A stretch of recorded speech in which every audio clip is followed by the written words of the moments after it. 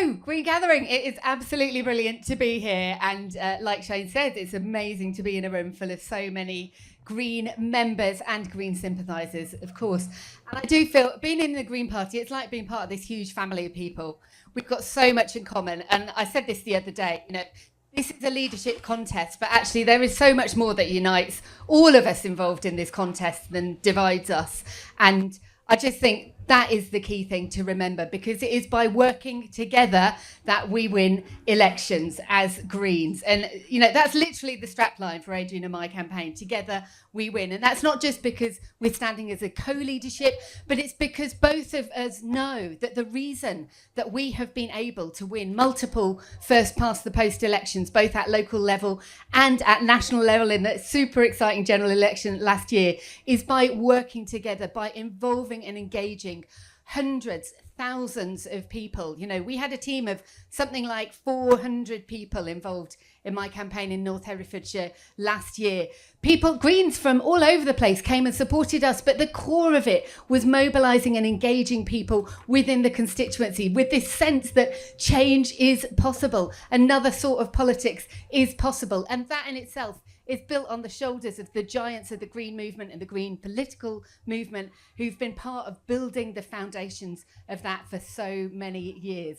We've learned these hard-won lessons about how to win elections in our grossly inequitable first past the post system, in which, in order to win for the Greens, we have to appeal to a broad range of people. We have to convince them not only that we've got the right ideas, the right values, the right policies, that they can trust us, but also that we've got the organisation and the capability to win and then do good things with that power when we win it. And there are people in this room also who are councillors who've lived that out day to day. That's how I started out as well. In fact, I started out basically being so frustrated with the way politics was going in 2015, horrified by the rise of Farage, wanting there to be more Caroline Lucases in the world, more people standing. Exactly. Let's give it up for Caroline Lucas.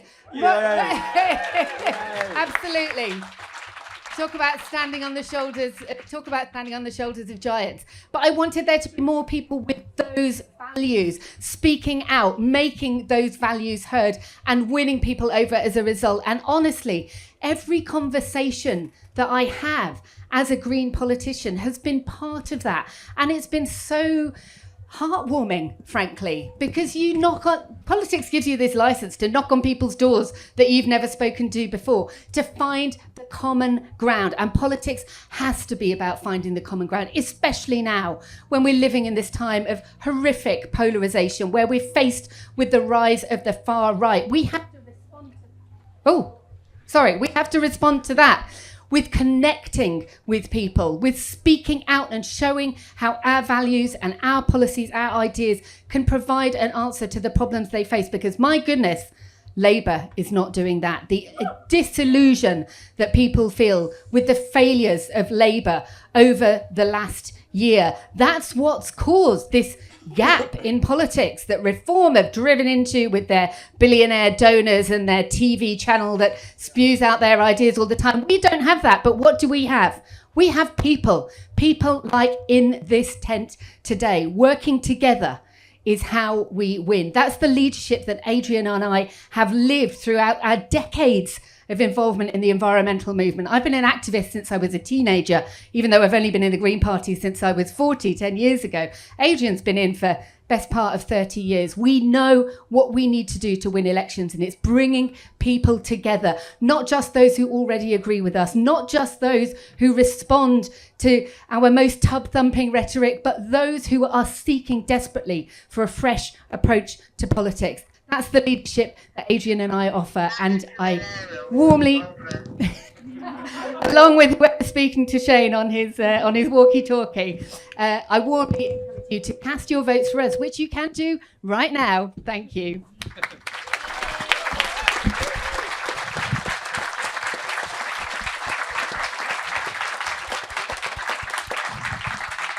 Thank you, Ellie. And now, Zack, 3 or 4 minutes. Thank you. Thank you very much. Thank you, everyone, for being here. The energy in this tent is amazing. And when Shane introduced us, that's exactly the energy I want the Green Party to have all the time. That's the energy that is going to tackle the climate and nature crisis.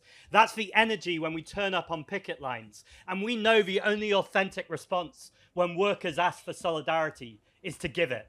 And that's the energy that is going to take on reform and their £2.1 million that they take in fossil fuel donations from oil and gas companies. But friends, let's be honest, that's not always the energy people have about the Green Party. Very often they think we're nice, they think we're kind. Those are important qualities, and let's always stay nice and let's always stay kind. Often though, people from other parties, politicians, they go, oh, they're lovely, but they're a bit ineffective. It is time to break that mold. It is time for millions of people in this country to know that the Green Party, yes, stand to tackle the environmental crisis and the nature crisis. We are one of the most nature-depleted countries in the world. But there's no environmental justice without racial, social, and economic justice too.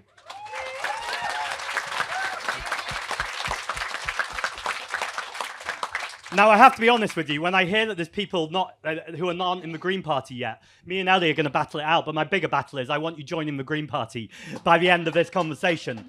Because actually, I think far too often people have just not heard enough from Green Party politicians and heard what we stand for. And the reason why I'm talking about this lies at the heart of this election. Me and Ellie hardly disagree on policy at all. And even if we did, you know what? It doesn't matter. Because Green Party members decide policy. We are one member, one vote at our conference. So we'll have a policy discussion here today, and I'm always up for discussing policy, but that's not on the ballot paper here. And when it comes to strategy, I'm really proud that some former campaign managers who have won MPs are backing me in this campaign, saying I'm the right person to take the party forward in terms of electoral strategy to win many more MPs next time. But I don't think strategy is really at the heart of this competition either. What I think is at the heart of this competition is communication. You need to think about who do you want going around the country, speaking to the media, challenging reform, taking the fight to reform. Ellie has said before that she doesn't like me using the phrase take the fight. And I get it. It's not phrases that the Green Party have used in the past. But working class people in this country need to know there are people fighting for them. People running small businesses in this country need to know there are people fighting for them. Racialized communities, marginalized communities, they need to know that the Green Party is on their side. And if we don't connect with that anger, we will seem out of touch, a bit middle class. We should never stay in that anger. That's exactly what Nigel Farage and Reform do. And that's not Green Party politics. But you need to connect with the anger, connection first, turn it to hope, turn it to tangible solutions. Because we know if we insulate every home in Britain that needs it, that would make us cooler in the summer, warmer in the winter, create thousands, if not millions of jobs in public sectors that are paid properly, where people are treated with dignity, they're given sick leave. Imagine that, a world where we could work less hours, receive more wages, and not be a slave to capitalism and this constant economic growth. Thank you. Finally, I just want to say this. Keir Starmer is failing so badly. We are not just complicit in a genocide. We are active participants. We are selling those arms to Israel. We are sharing intelligence to Israel. And we need to make sure that there is a Labour Party who is more scared of losing votes and seats to the Green Party than they are to Reform. So when you go to vote on that ballot, think who Keir Starmer will be more worried about in this race. Let's keep our 4 MPs doing a brilliant job in Parliament, and let's have an extra leadership team of myself and 2 deputy leaders who can get around the country, movement build, and let's put the Green Party as the #1 party in this country, because soon, I mean soon in the near future, it's time for a Green government. Thank you.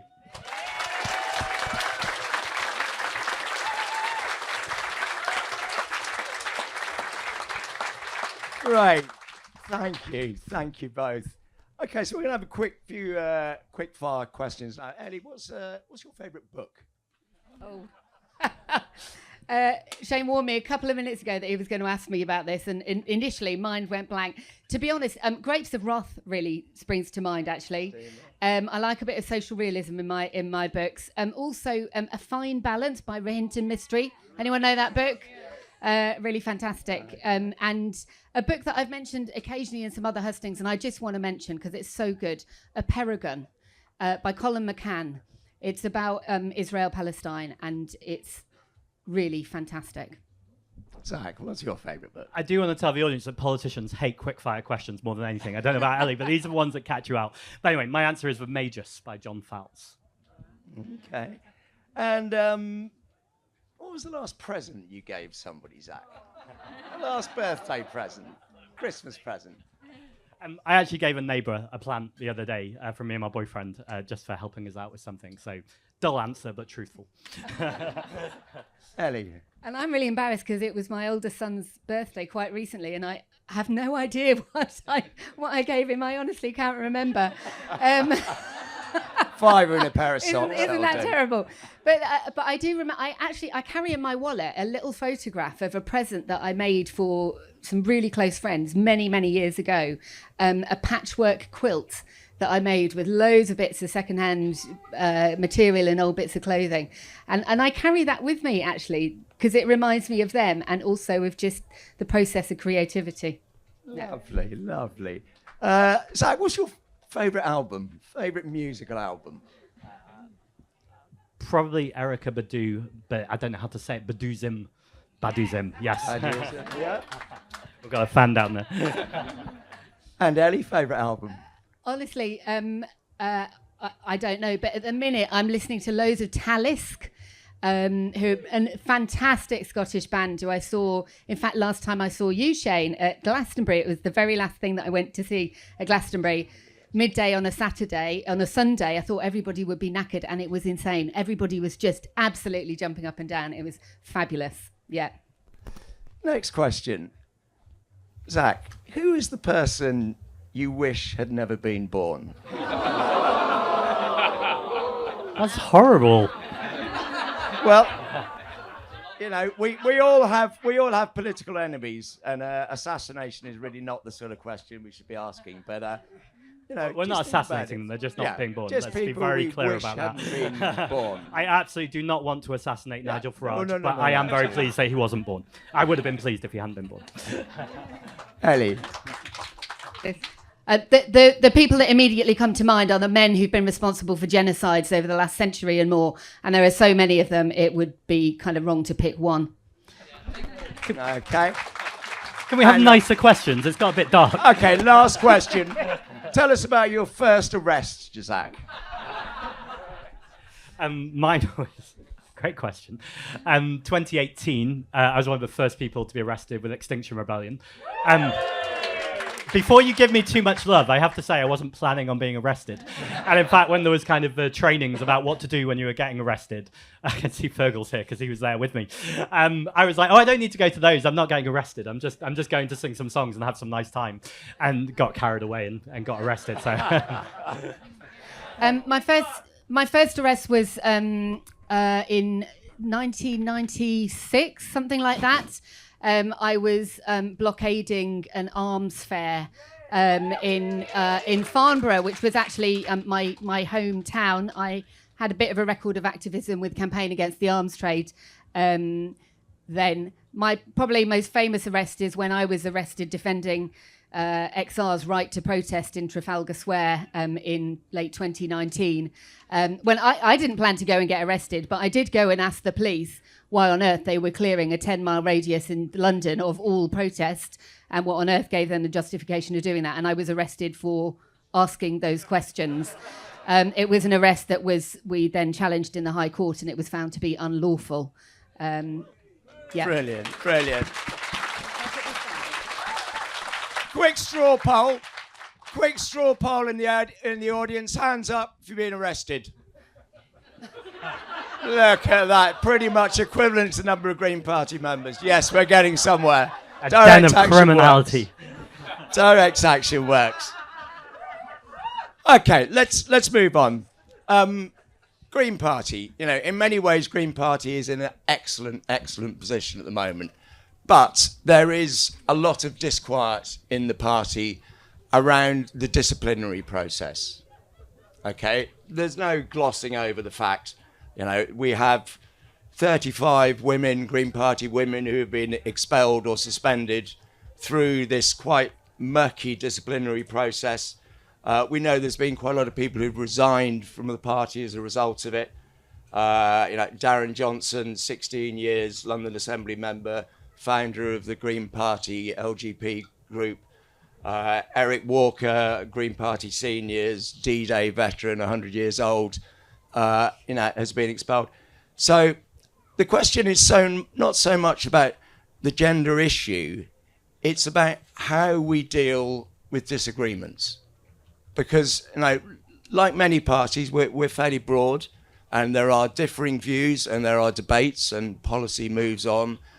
But I fear that on the gender issue, there's a disciplinary process is really being used in quite an opaque way, which people are not particularly familiar with. So I'd like your thoughts, to start with Ellie, on how the Green Party disciplinary process works. And maybe not everybody knows, but if you could maybe just explain a little bit about how it works as well. I know, as MPs, and no responsibility directly in the disciplinary process, but obviously as leader and an influential person, MP, be interested to know your opinion on how the disciplinary process is working in the Green Party. Thanks, Shane. I'm going to answer this question really honestly, as I answer all questions really honestly. And the honest answer is I don't know in detail. I'm not a person who can explain the disciplinary process to everybody.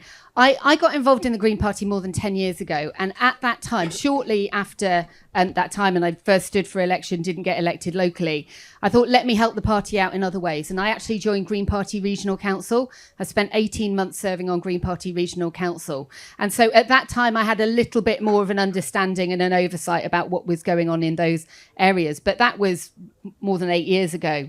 I made a really definite decision, really specific decision, to focus my energies on reaching out to voters. That's where I thought I could make the best contribution to the Green Party.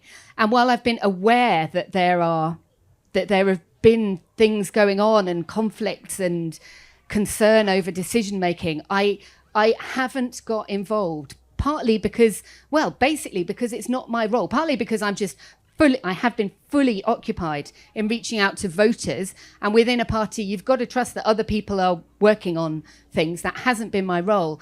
And in the leadership role, actually it's not the leader's role to intervene in the disciplinary process at all. In fact, that's one of the kind of key things that's come out of stuff that's been going on in other parties in recent years, that leadership shouldn't have anything to do with disciplinary processes.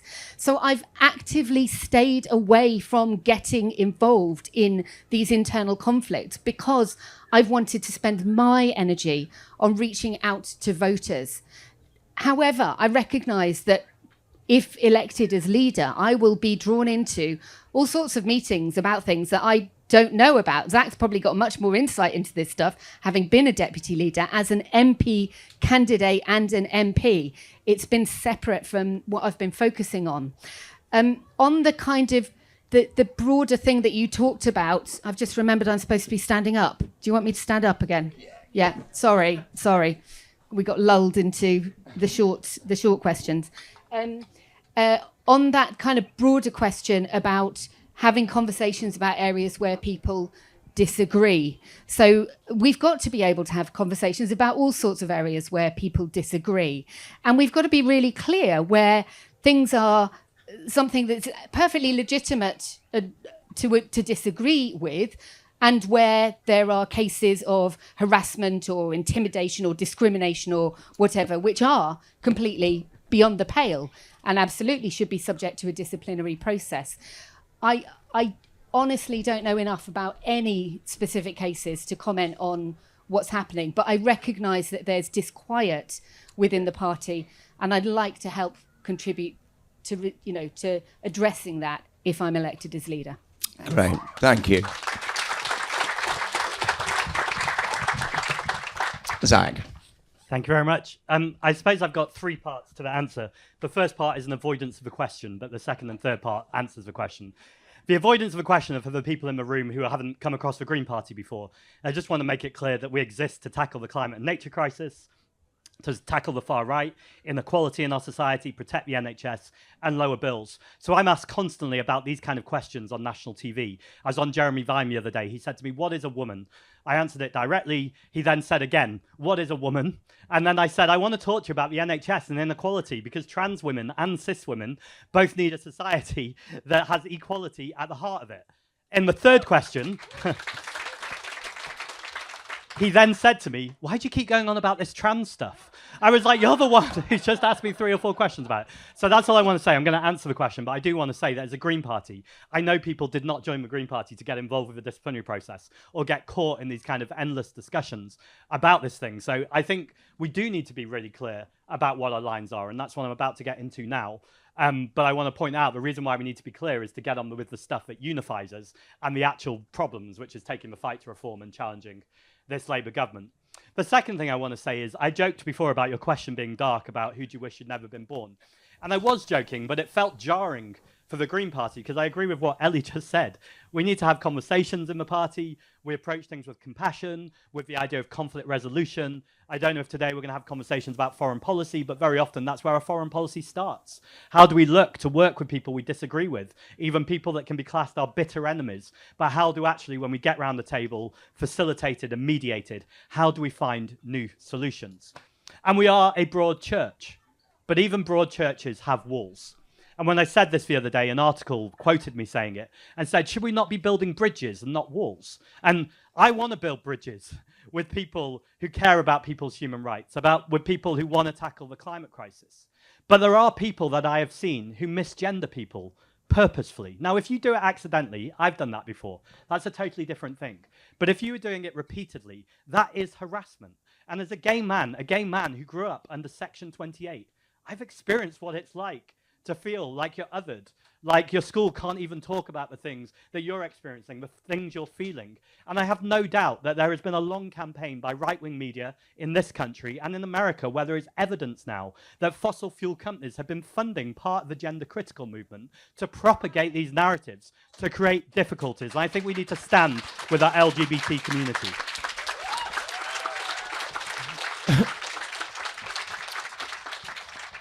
Okay, let's move on a bit. You know, we just did a straw poll. Most of the people here have been arrested, probably over climate change related things. We've just had the report out from the Institute of Actuaries a couple of months ago, with Tim Lenton, one of the main authors of, who is speaking here in the next few days. I don't know if people were aware of it, but there was a pretty damning risk matrix there, looking at what we could expect if the temperature goes below 2 degrees by 2050, above 2 degrees by 2050, above 3 degrees by 2050. And it was truly frightening, because this is the insurance industry. Okay, this is people who look at figures. And their risk matrix model was, if we keep under 2 degrees, we can expect about by 2050, about a 10% drop in global GDP and global human population. If we go over 2 degrees by 2050, which is looking in a distinct possibility, that's a 25% drop in global GDP and global population. And if we go over 3 degrees by 2050, that's a 50% drop in global GDP and global population. Now, where the Greens are at the moment, we're 850 councillors, 4 MPs. We are power sharing and running quite a few councils around the country. And it's pretty safe to assume that in the next decade or 2 decades, that trajectory is going to continue rising. And at some stage, I hope, we will be running a lot more councillors and maybe even in a coalition government. But we will be, it'll be a hospital pass in some way, because instead of the state listening to us on all those protests and demos we got nicked on, they purposefully ignored us, marginalised us, and now calling us terrorists for making a fairly straightforward comment. So it's likely that the Green Party is, when we get into power, we're going to be dealing with a mess. it's not going to be great, huge, positive things we're doing. We will be dealing with food shortages, likely. People moving to try and find food. So it's not a particularly optimistic outlook, but unfortunately it's a realistic outlook. So I'd like to ask you both how you see the role of the Green Party come 2040, 2050, 15, 25 years ago, and the sort of social and cultural and economic situation we'll be dealing there. Zack, how do you see the role of the Green Party then in the sort of 2040s, 2050s? Thank you very much. How long do I have? Because it's quite a huge question.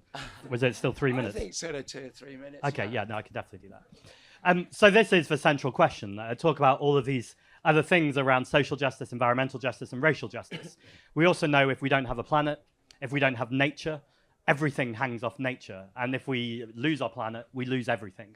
So the challenge to mitigate our emissions rapidly and at scale is the central challenge that's facing us. Alongside mitigation, also how do we climate adapt and know that so much of this is now baked in. We had a report from the Met recently that said we will be seeing more wildfires and floods. And very often as politicians or as thought leaders, people have worried about saying these things too clearly because they worry that they will paralyze with fear the general public or they will switch off. But we've got to find ways through storytelling and narratives to make sure that people have that real experience of what it's like. Again, just a short caveat from a guy I just met earlier, Rob. I was talking about the dystopian futures that we often see in arts and culture, the genocides, the climate breakdown, the food insecurity, water insecurity, and we are on those roads. But what we need to do more and more is have a through-topia. What does it look like when we have a society that actually is moving towards utopia, that is creating those jobs, that has those clean air, that has those beautiful green public spaces, where art and culture is not just a capitalist ideal, but actually something that everyone can invest in, so they are the protagonist in the story of how we tackle the climate crisis. Much more practically, once a year, I go to European Green Congress, where the leadership teams of all the green parties around Europe all come to meet. And just last summer, I was with the mayor of Valencia, where they suffered those horrific floods where people died. And one of the most horrific things they said to me was when they asked people, who do you blame? They didn't blame Shell. They didn't even blame the politicians. They blamed the king. And it's this idea that people look to the wrong sort of authority. And I think we need to be much clearer in our communications about the fossil fuel barons, literally Shell and BP, who have known about this for decades, who have propagated misinformation, and make sure not only we're just taxing them, but actually we are flooding is probably a bad metaphor in this context, pushing information through all the areas. Now, here's my very final hopeful answer. I've chaired the Environment Committee for the last few years in London, and I've got lots of criticisms of Sadiq Khan, but he's actually said publicly several times that I've been instrumental to chivying him along in terms of his position. Chivying him along is a bit patronizing, but he's the mayor of London, so I'll take it. And I just released a report around net zero and public engagement. And far too often, the way the government do net zero is to expect everyone to get a heat pump or get an electric car. It's that kind of individual responsibility, that carbon footprint. It cannot happen like that. It needs to be system change. It needs to be governments and businesses taking responsibility. I wanted to go to Sheffield the other day. Thank you. Round of applause there for Sheffield. It was going to cost me 200 quid to go on the train. If I'd flown, which I didn't look into, it would have been much cheaper. That isn't some natural order. That's a political choice. The government have chosen to subsidise jet fuel and not train travel. We need to elect the right people into the right positions so we can subsidise and make the right choices. Thank you.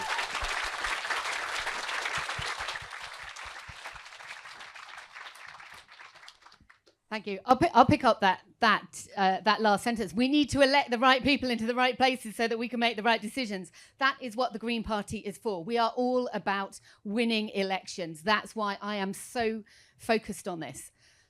While I was listening to the question and also listening to Zack talk, another of my favourite books popped into my mind.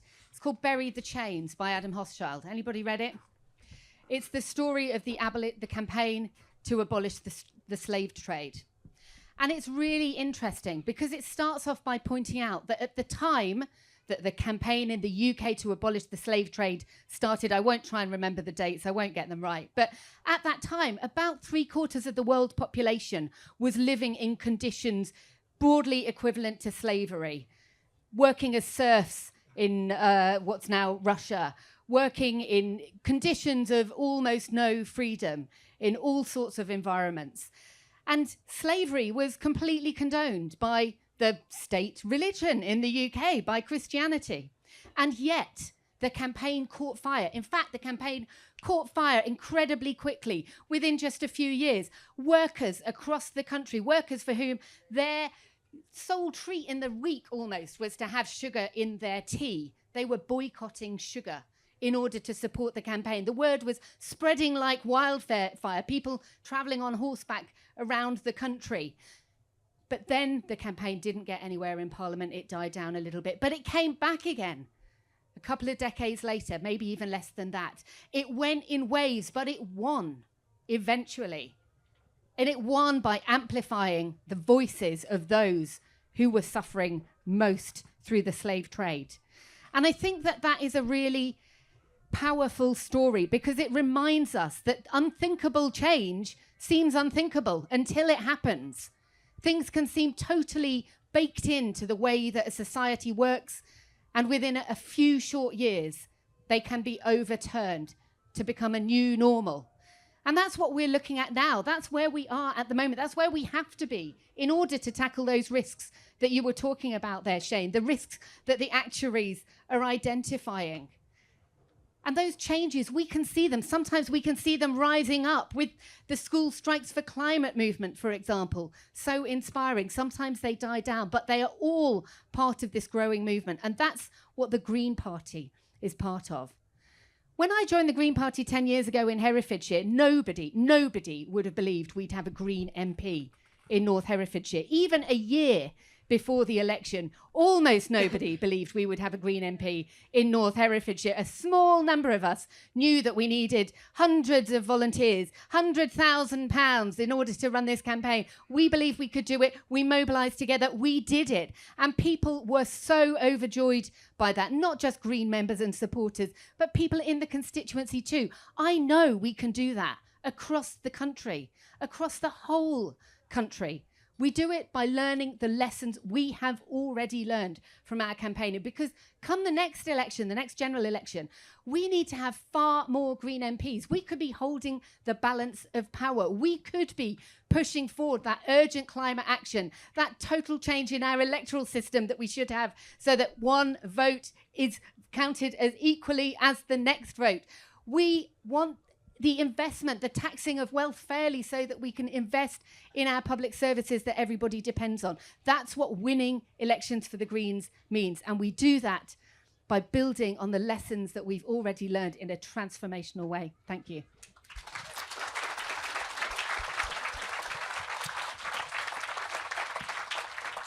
Okay, so we've got a question now on strategies.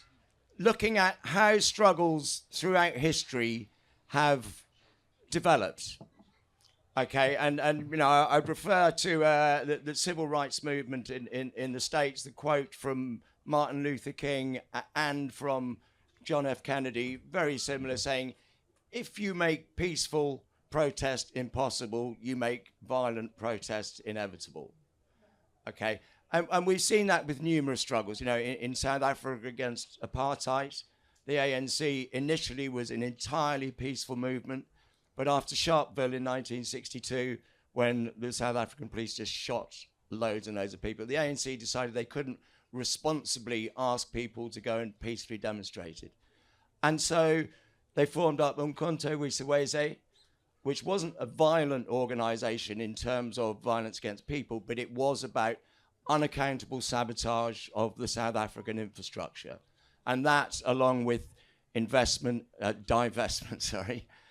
boycotts and sanctions, eventually led to the end of apartheid.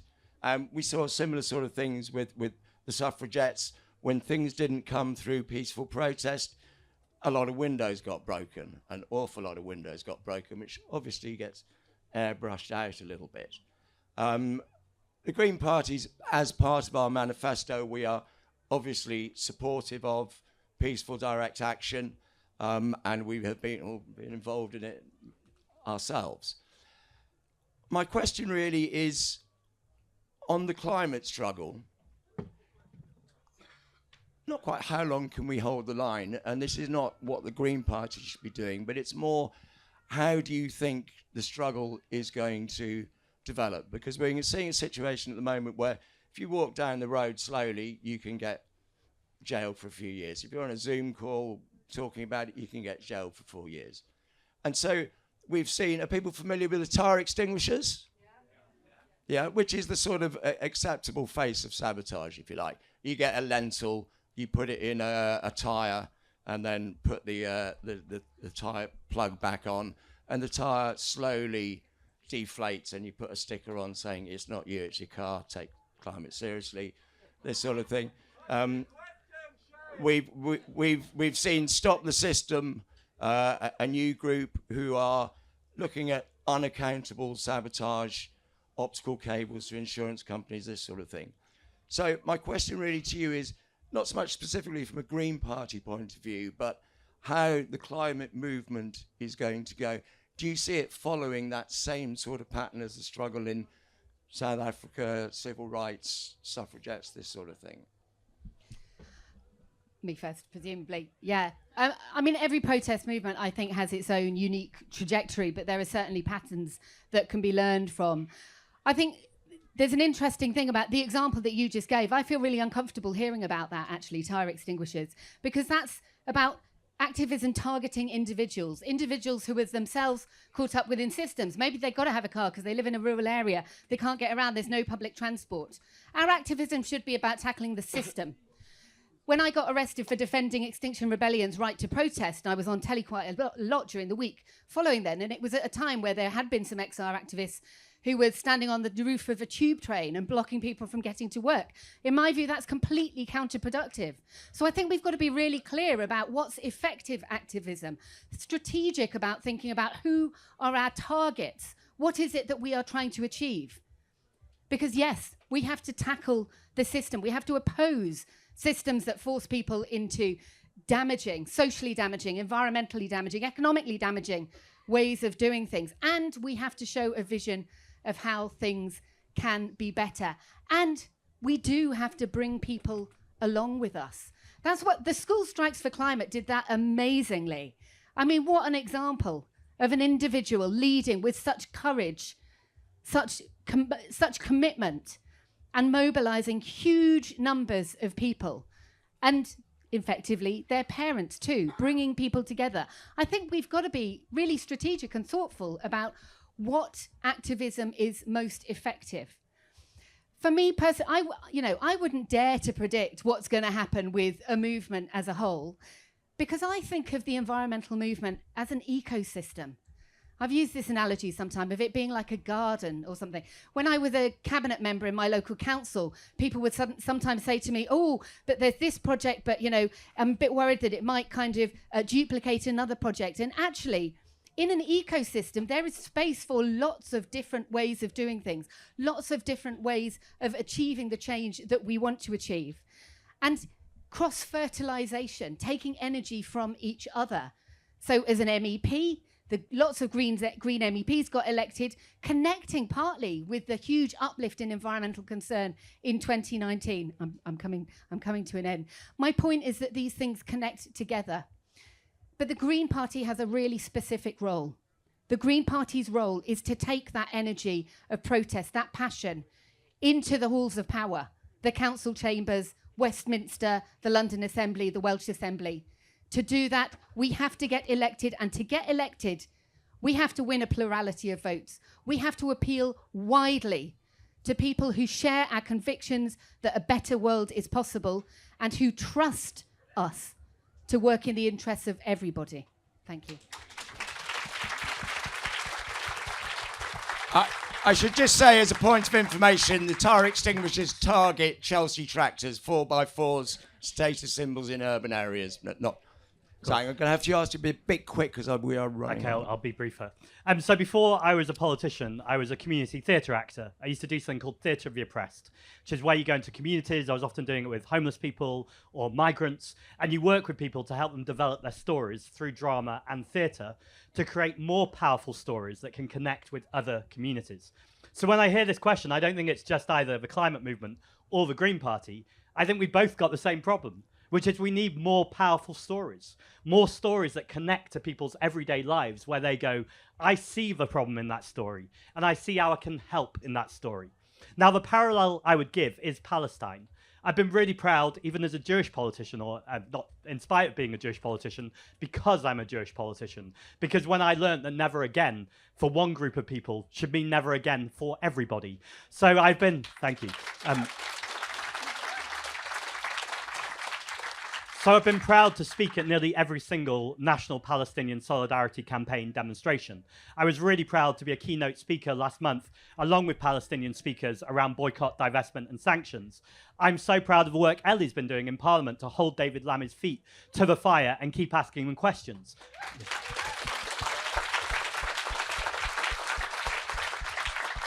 And at the same time, without absolutely for a second undermining anything Ellie's done or anything I've done or the movement has done, there is still a genocide going on. And that's because we are not cutting through in the way that we need to. Now, we know that the vast majority of the public are against this genocide. There's never been a bigger gap between where the public are and where Westminster politicians are. And to come back to the question, it's the same with the climate. We know that 89% of people around the world want to see climate action. Now, Nigel Farage, he's cracked this. I can't stand Nigel Farage's politics. I despise what he stands for. He dabbles in misinformation and lies, but you cannot deny that he tells a powerful story. That's politics in easy mode. We need to do politics in difficult mode. We need science, research, and truth, but people do not listen to spreadsheets or graphs. People do not listen just to facts. They listen to the powerful story that cuts through. So whether it's on Palestine, whether it's on climate, or whether it's how we're going to elect so many more Green MPs next time, we need to recognise the majority of people in this country want to see nationalised water services. They hate that water companies are pumping sewage into the water and agricultural waste and charging us extra for the privilege. People hate the fact that there's a genocide. People hate the fact that the multimillionaires and billionaires are earning more money while they sleep than the rest of the 99% of us working with our hands and with our brains and with our speech. We need to unify the country. That's a unifying message. It's not polarizing unless you're the 1%. But even multimillionaires and billionaires, the patriotic millionaires, are actually saying tax us more. Very good. Thank you.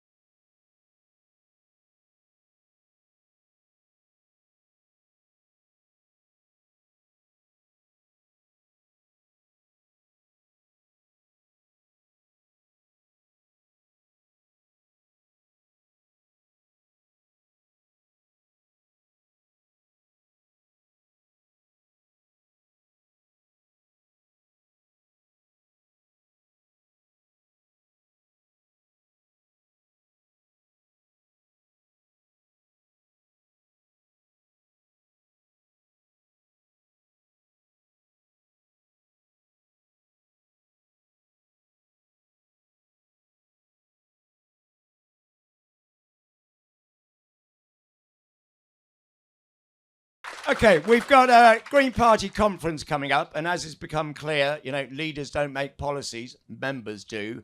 And so we've got a couple of questions now, which are motions coming to conference. And instead of me garbling through, I'm going to ask the proposers of the motion.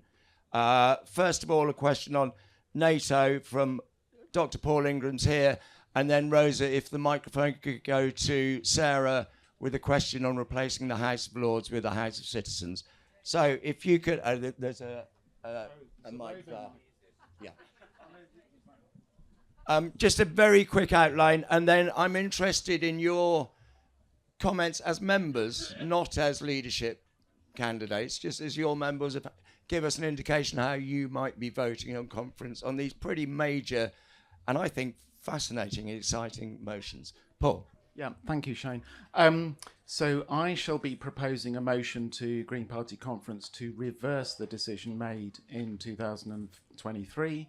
For decades, the Green Party had a policy of withdrawal from NATO in response to the invasion by Russia of Ukraine. We changed that into a policy of reform from within. I'm all for reform from within, generally.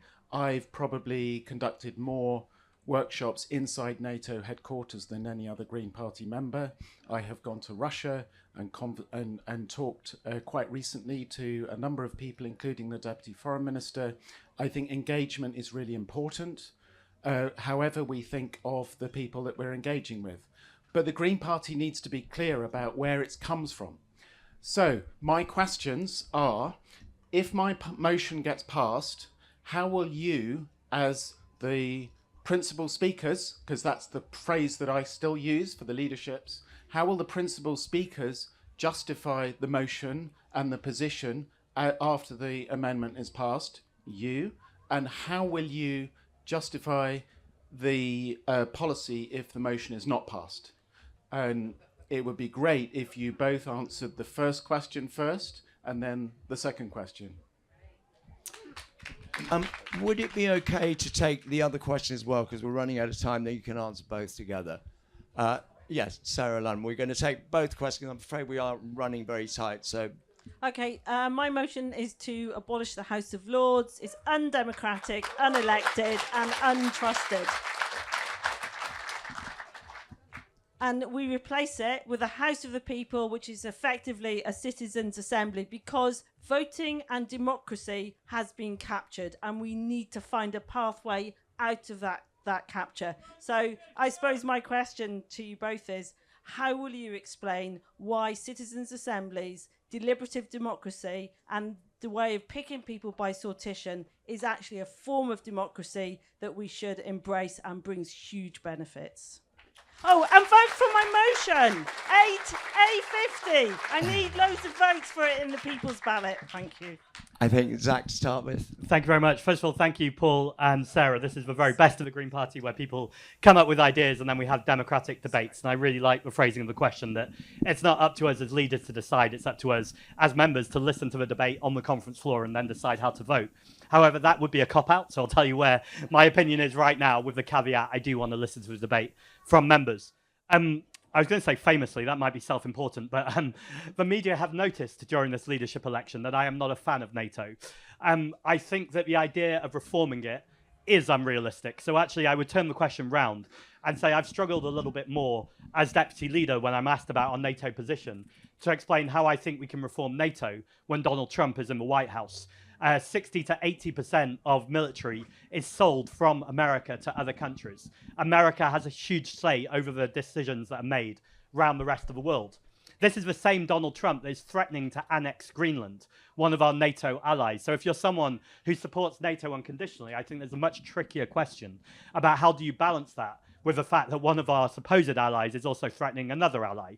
We also had Donald Trump bring Zelensky into the White House and ridicule him while the rest of the world just looked on. We also know that the head of NATO has been cheering on the illegal bombing of Iran, or cheering on is probably unfair characterization, but certainly not. No, he has been cheering on. He's definitely not been condemning it. So what does this look like? I don't think we should leave NATO immediately. I think there are clearly huge geopolitical concerns right now and political instability. And from what I understand from Paul, he's not suggesting we leave it immediately either. What we need to do, and we could do from tomorrow, is begin a process of discussion. What does it look like if we work with our European neighbours? European Union was meant to be a peace project. What if we work to get that going again, along with the global south and people who are far too often left out of these conversations? And if people say this is naive or idealistic, the naive thing to see right now is the global instability, the imperialism of America that's been going on a long time, but is much worse now under Donald Trump, or much more obvious, and shrug our shoulders and expect that we can reform that by just hoping we'll be a voice in the room that is listened to. We've been shown time and time again that actually we have very little influence in this space. And whilst I would prefer us to be back in the European Union, because I think we could reform it from within, it is not a contradiction, because the European Union, I don't think, is at the corporate captured level that NATO is. NATO is a nuclear-first alliance. We are a party that do not believe in nuclear weapons. So it cannot work that you want disarmament, multilateral disarmament, at the same time that you want to stay in NATO. So I think I've answered your question roundabout ways, but if we leave, it's very obvious how I'll deal with it. I'll say what I just said. And if we don't leave, I will defend the policy in terms of reform is really, really important, but I'm waiting to hear from a geopolitical expert for advice on how we can reform it from within, because right now I'm struggling for an answer, and that's fine, but I'll listen to other people. Sarah, the House of Lords absolutely needs to go. I think that's the first place to start with. I do want to credit Natalie Bennett, who is one of our Green peers. On her very first day of accepting her peerage, she marched to the front desk and said, "How do I abolish my own job?" And that's not me having a pop at Natalie and Jenny. They're doing incredible work, and I do think there is a similar bit to the NATO and the European Union question. I think you can be within an institution and still work to change it and abolish it, but it's not going to come from inside the House of Lords. It's going to require a mass movement of people. I suppose in answer to your question, which is a bit like wishing for more wishes, I'd love to see a citizens' assembly or a discussion about what a replacement for the House of Lords looks like, because I think the idea you're coming up with, I find appealing. I definitely want to explore what that looks like. The instant question I go to is, do you lose the expert advice that comes from having people in the Lords? But I don't think you do, because one, I think that implies that you can't have public wisdom that is expert advice. And two, we know in Citizens' Assembly that any expert comes and presents information, comes and is scrutinized, and then the people make that decision. We're a party that believes in subsidiarity, the idea that the decisions made should be at the most local level possible. And it seems absurd that we have inherited peerages and people who just by their bloodline are making decisions that are crucial to our democracy, to our very everyday lives, that we've not even voted in and we have no way of kicking out. That seems fundamentally undemocratic. So the House of Lords can't go quick enough. What is replacing it, I think, is open for discussion, but I think you put a very interesting thing on the table. So thank you. Thank you. And we're going to finish with Ellie. Thanks, and I'm really conscious of time. I can see somebody's watch down there, and I do want to say I'm personally sad that I haven't managed to hear more questions from the people in the room. I think, yeah, and I'll hang around a little bit later. There's an old friend of mine here from 30 years ago that I'm really desperate to catch up with, but I will hang around later, so grab me if you want. So I'm going to answer quickly. On the NATO proposal, I am also not a fan of NATO at all, but there's actually a kind of similarity with the Lords thing. Like the equivalent of the Lords thing would be, well, we're just never going to take up seats in the Lords. We're just going to campaign to abolish it from the outside. Actually, I think it's useful that we've got people in the Lords campaigning to abolish it from the inside, as well as the huge campaign from the outside. And I feel pretty similar about NATO, actually. There is so much that we have to change about defence policy. I've been incredibly outspoken in Parliament. You've probably heard me calling out the government on spending 15 billion on new nuclear warheads. What a ridiculous thing to be spending money on when there are so many much more important things for us to be doing. So I don't think now is the right time for us to, as a country, to leave NATO, particularly given Putin's aggressive imperialistic war on Ukraine, even despite the appalling leadership of Donald Trump in the United States. I don't think now is the right time to leave NATO. And I honestly don't think it's the right time for us as a party to adopt that as policy, because I think it will be a distraction and unhelpful for us. I think we've got a big job to do, in fact, with a whole load of our international policy, reviewing that and ensuring it's updated. And that's one of the things about our Green Party policy process, that sometimes it isn't as rapid as we might wish it to be to stay up to date with the realities of the modern world.